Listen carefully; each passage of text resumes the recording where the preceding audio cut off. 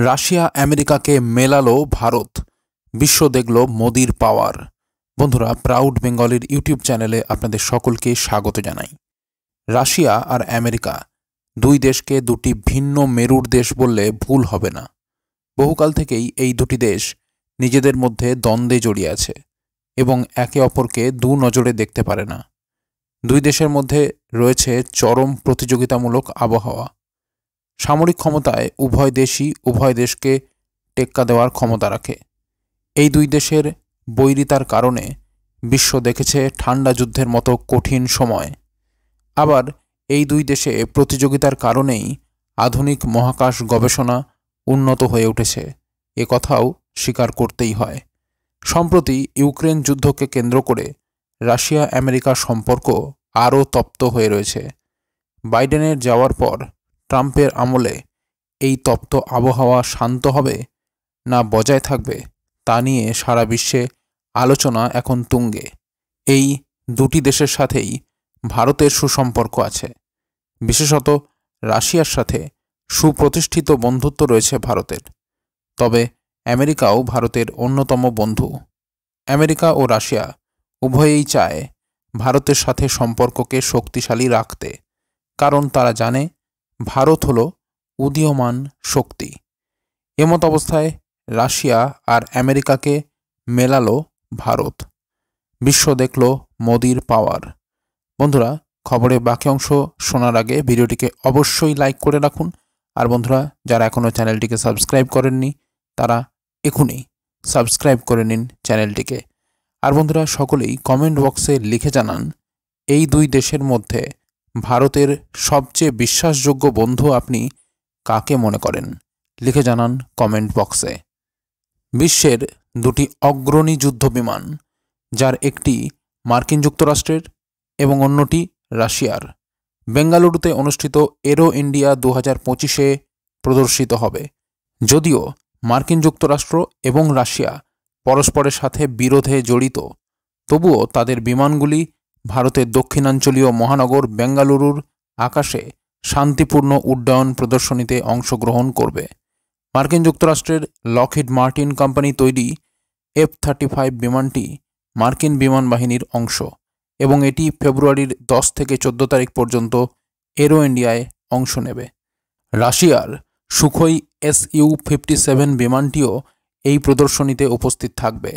ভারতে রাশিয়ার দূতাবাস এক্সে বুধবার ঘোষণা করেছে পঞ্চম প্রজন্মের যুদ্ধবিমান Su-57 এরো ইন্ডিয়া 2025-এ প্রদর্শিত হবে।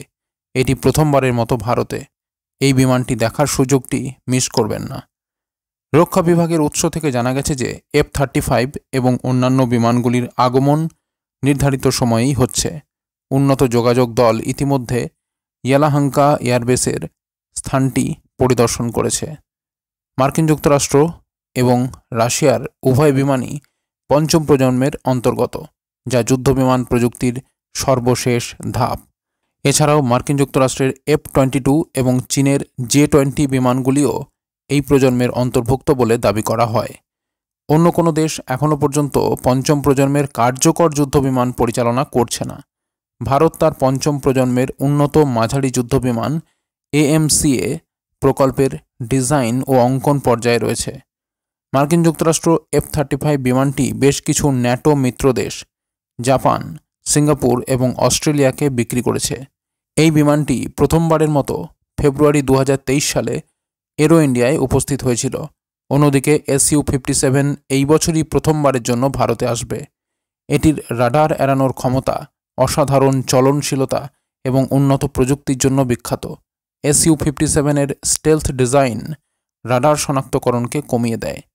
মার্কিন যুক্তরাষ্ট্রের বিমান নির্মাতা লকহিড মার্টিন এবং বোয়িংয়ের জন্য এরো ইন্ডিয়া 2025 প্রথম সুযোগ হবে Su-57 বিমানটিকে কাছ থেকে পর্যবেক্ষণ করার। F-35-এর বিভিন্ন সংস্করণ রয়েছে, যার মধ্যে কিছু বিমানবাহী জাহাজ থেকে উড্ডয়ন এবং অবতরণের ক্ষমতা রাখে।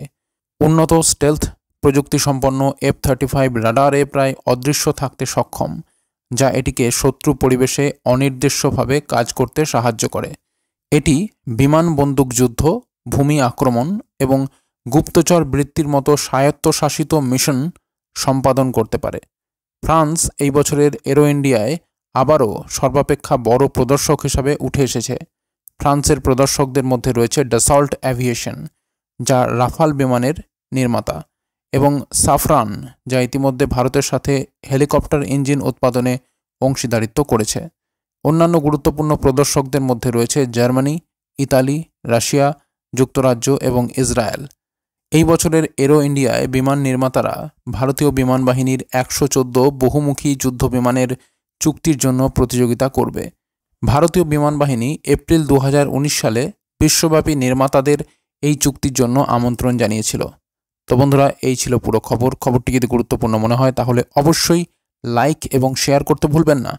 আর বন্ধুরা, চ্যানেলটিকে যদি এখনও সাবস্ক্রাইব না করে থাকেন তাহলে এখনই সাবস্ক্রাইব করুন। আর বন্ধুরা, সকলেই কমেন্ট বক্সে লিখে জানান এই দুই দেশের মধ্যে ভারতের সবচেয়ে বিশ্বাসযোগ্য বন্ধু আপনি কাকে মনে করেন? লিখে জানান কমেন্ট বক্সে। তো বন্ধুরা, এখনকার মতো এই পর্যন্তই। সবাই ভালো থাকবেন। অসংখ্য ধন্যবাদ।